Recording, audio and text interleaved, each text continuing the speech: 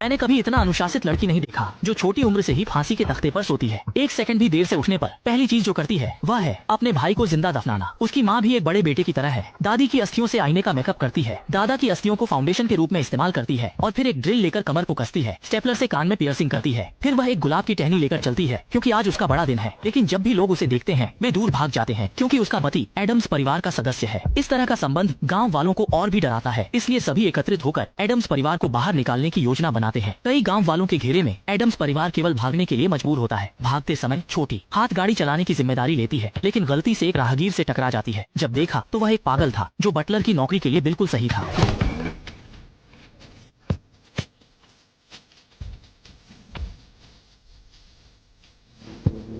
फिर बटलर के नेतृत्व में वे ड्रैकुला के महल पहुंचे। महल में चलने वाली ठंडी हवा इस नव विवाहित जोड़े के लिए एकदम सही थी। इसके बाद से वे महल में ही रहने लगे और बाहर नहीं गए। कुछ सालों बाद उनके अपने प्यारे बच्चे हुए। बेटी का नाम बुधवार और बेटे का नाम दस्त रखा। भाई बहन हर दिन एक दूसरे को गर्मजोशी से नमस्ते करते हैं और जब पिताजी को देखते हैं तो उन्हें भी बड़े उपहार देने होते हैं।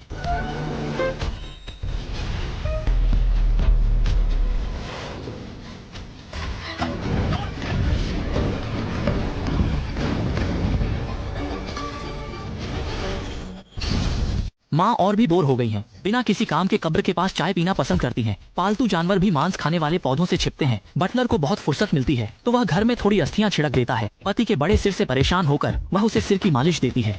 बच्चों को खाने के लिए बुलाना भी एक बम की तरह होता है।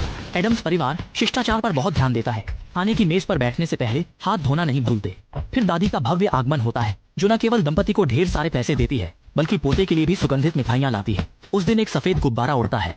फटने से आसमान में रंगीन रिबन उड़ने लगे और परिवार के सभी लोग उत्सुक थे। तभी महल के बाहर की धुंध छंट गई और एक नया छोटा शहर उनके सामने आ गया। इसलिए एडम्स परिवार ने नीचे जाने और देखने का फैसला किया कि इस युग के लोग कैसे रहते हैं। वे छोटे शहर में पहुंचे और उन्हें आश्चर्य हुआ कि कुछ वर्षों में बाहरी दुनिया बदल गई है। यहाँ तक पानी पीने के लिए स्व सर्विस है। बहुत अच्छा है। पिताजी को देखकर जलन होती है क्योंकि आमतौर पर ब्लॉगर को एक कप में थोड़ी सी कॉफी मिलती है, लेकिन पिताजी पहली बार में एक बड़ी कटोरी भरकर खा सकते हैं। बच्चे पीछे नहीं रहना चाहते। जब उन्होंने देखा कि बच्चे नाच रहे हैं तो वह प्रदर्शन करने के लिए तैयार हो गए।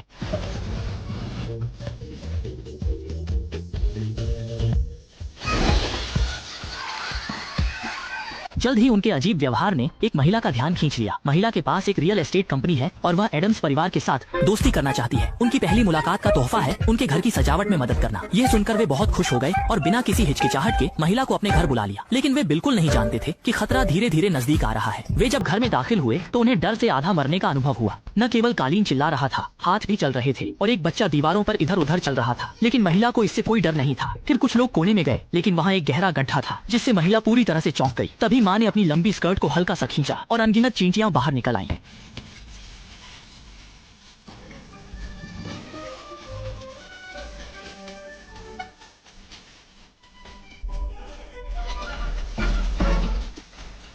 महिला ने सुधार योजना बनानी शुरू की।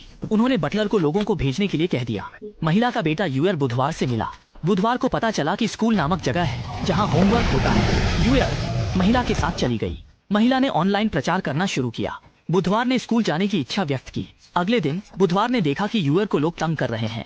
बुधवार ने मदद करने का फैसला किया। उसने बांस की छड़ी वाली लड़की को रोका और डांटा।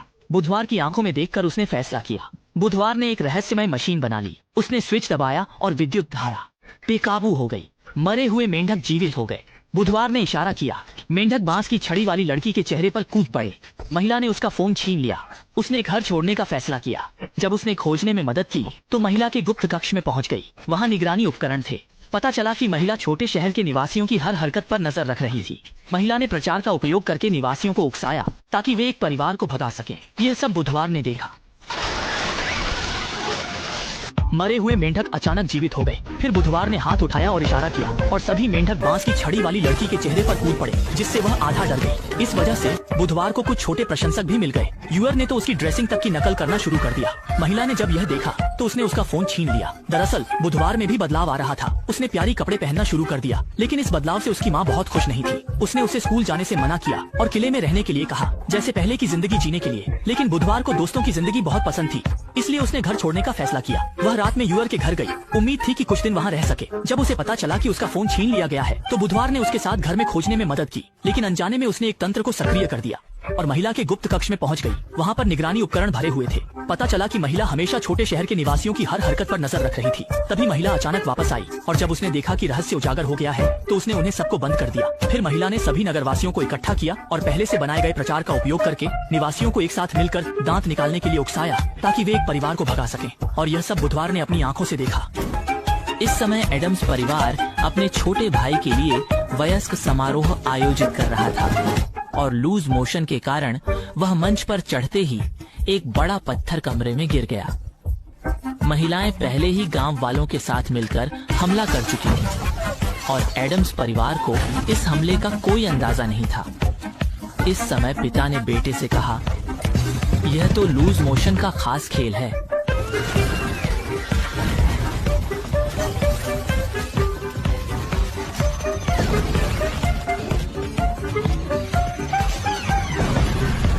जल्द ही उसने एक निकास बना लिया और भागने ही वाला था कि फिर से रास्ता बंद हो गया। जैसे ही कमरा गिरने वाला था उसका बटलर ने दोनों हाथ फैलाकर सबको अपनी बाहों में समेट लिया। ठीक उसी पल बुधवार पहुंचा और एक शाखा का उपयोग करके गिरते हुए छत को उठाकर सभी परिवार वालों को सफलतापूर्वक बचा लिया। फंसने के बाद लूज मोशन ने महिलाओं को एक बम भी दिया। इस समय महिलाएं हार मानने को तैयार नहीं थीं और निवासियों को फिर से हमले के लिए उकसाने की कोशिश कर रही थीं। लेकिन तभी यू ने सच बोल दिया और उसने गुप्त कमरे में जो कुछ देखा सब बता दिया। निवासियों ने यह सुनकर सभी को निंदा की और उसे चाचा के पास भेज दिया। इसके बाद उन्होंने एडम्स परिवार से माफी मांगी। हालांकि वे दिखने में अजीब थे और उनका जीवन भी अजीब था, लेकिन उन्होंने किसी को नुकसान नहीं पहुंचाया। माफी के संकेत के रूप में उन्होंने उनके महल की मरम्मत भी की। इस तरह एडम्स परिवार ने गाँव में खुशी से जीवन बिताया और गाँव वाले भी उनके दोस्त बन गए। लेकिन उनकी कहानी खत्म नहीं हुई है। मैं कॉफी हूँ। आपके ध्यान के लिए धन्यवाद। हम अगली बार मिलते हैं।